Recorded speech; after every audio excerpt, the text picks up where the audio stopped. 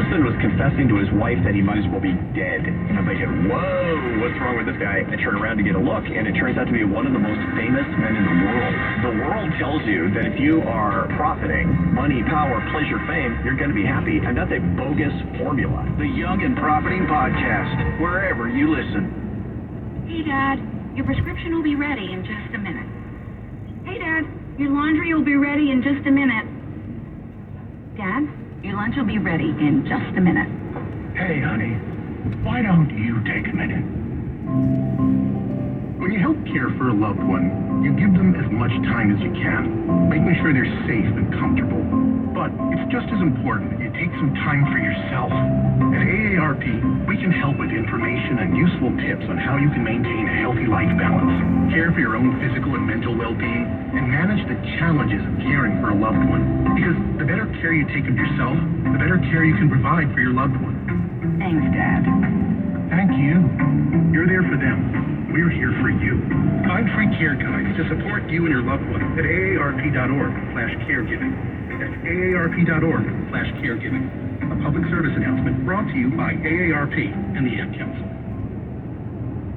Veterans, whatever you're going through, don't wait. Reach out. Find resources at va.gov/reach. That's va.gov/reach. Brought to you by the United States Department of Veterans Affairs and the Ad Council. Dad, I picked up your pills, made your lunch, and your laundry is done. When you care for a loved one, you take care of everything. But are you taking care of yourself? Find free care guides at aarp.org/caregiving. Brought to you by AARP and the Ad Council. Shell Rotella with advanced synthetic technology is designed to help keep your rig running with more mileage and less maintenance.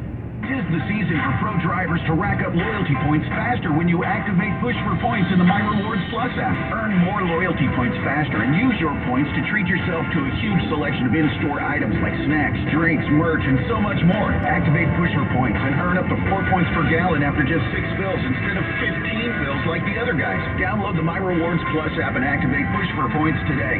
Only at Pilot Flying J. See pilotflyingj.com/terms and conditions for My Rewards Plus terms and conditions. Red Eye Radio and our sponsors are devoted to trucking safety. That's why we are proud to bring you the Red Eye Radio Million Mile Club. We've been saluting drivers who have surpassed the million-mile mark with preventable, accident-free driving. By reaching this milestone, you can be a part of an elite club of drivers who share remarkable safety records and demonstrate superior driving skills. If you or someone you know is a truck driver with 1 million miles or more of driving under your belt without a preventable accident, register online at redeyeradioshow.com. That's redeyeradioshow.com. The Red Eye Radio Million Mile Club would not be possible without the generous support of the fine folks from Petro Stopping Centers, House Lubricator, Motel 6, the St. Christopher Fund, and Cat Scale. We applaud the individual truckers and fleets who drive with care and keep our highways safe.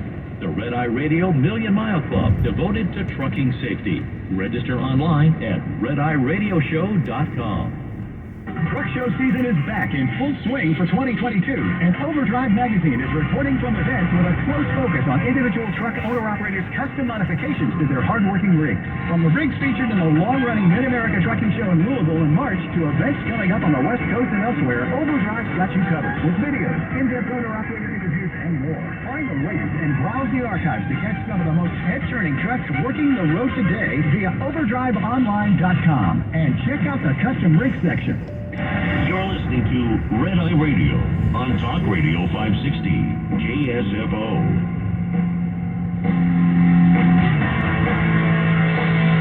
On your smart speaker, say, play Red Eye Radio. And, if you were really nice, she might. Red Eye Radio. And he's Eric Cronin. I'm Gary McNamara, 866-90 Red Eye.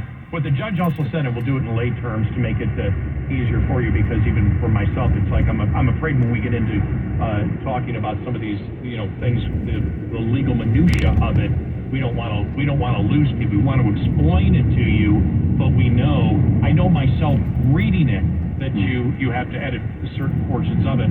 But what the judge also said is what the government did is they just didn't apply the HEROES Act to the federal student loan forgiveness program. They changed the law. They changed the terms of that law. They changed the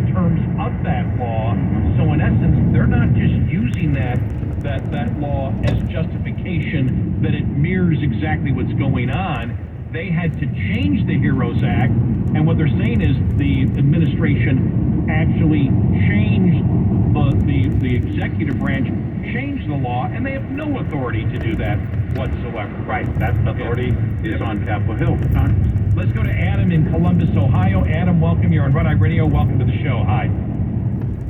Hey, thanks guys. Thanks for taking the call. My question relates to in hearing you guys talk about the decision and talking about the fact that the court felt like the Department of Education didn't go through the normal processes. Won't the Department of Education now just try to do that? Won't they try to go through and propose it into the Federal Register, wait for the public comments, and try to just pass it at that point? Well, I thought that we might not have been clear when we actually addressed that. It seems as if because the judge allows that as standing, that he has found the law unconstitutional.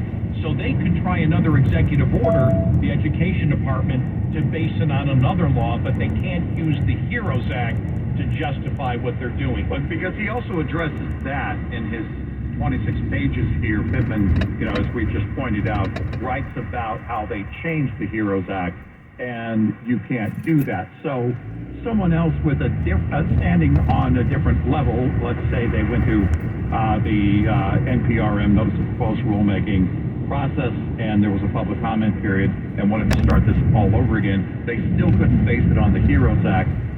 So it would require somebody maybe to have different standing on the procedural issues, that are addressed here.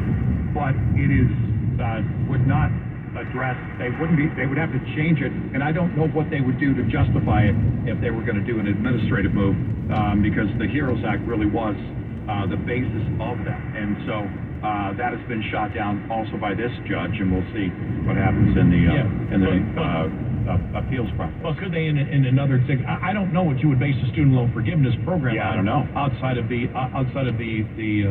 HEROES Act, right? There may be something out there that exists that they might try, but the fact is, in the legal profession, you win one battle at a time. Yeah, but exactly. They can't come back and say, "Oh, okay, we didn't do the comment period. Now we're going to do a comment period. Therefore, it's okay to go on, and nobody has standing." That judgment has been made. They opened the door to allow the judge to say that this is actually, number one, the HEROES Act doesn't apply to the student loan program because it must specifically state that the HEROES Act, applies to this. Plus, they're actually changing the law of the HEROES Act. Right. And so you can't do that. The executive branch can't do it. Now, you could say if they had followed it, as we've said, if they had followed the rulemaking, would these two have held standing? It looks like they might not have, if you ask the judge. Right. But that doesn't mean that somebody else wouldn't have had standing. Exactly. I still look at the guy who the one guy out there who had the. Then again, it might have been addressed. He might have been able to address that in the public comment period. The guy who has to pay $2,000 in taxes, he has no choice.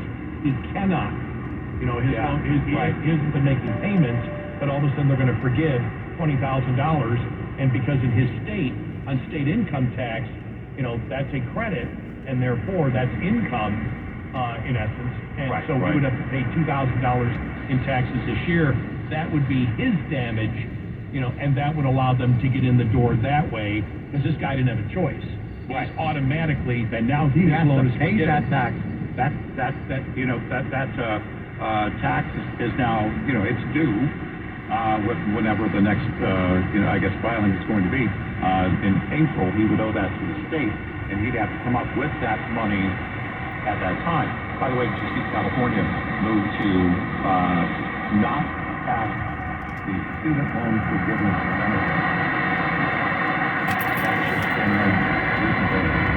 And so they're not going to do that. But his state, I think, was Missouri, maybe Indiana. Indiana, maybe Indiana.